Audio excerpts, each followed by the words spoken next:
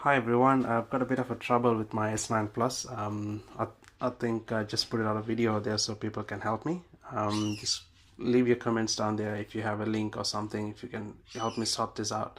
However, I bought this phone a day ago, yesterday actually, and I've set it up and everything, and I'm just, since this morning, I've got a small problem. What's happening is that every time I start to put my pin in, I have this dialog coming up saying that touch input blocked.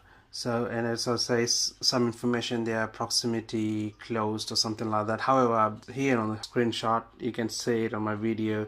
That's what it exactly says. And I've been trying to figure out how to stop it, but unfortunately I'm unable to do it. If someone out there could help me, really annoying at the moment because it's a new phone.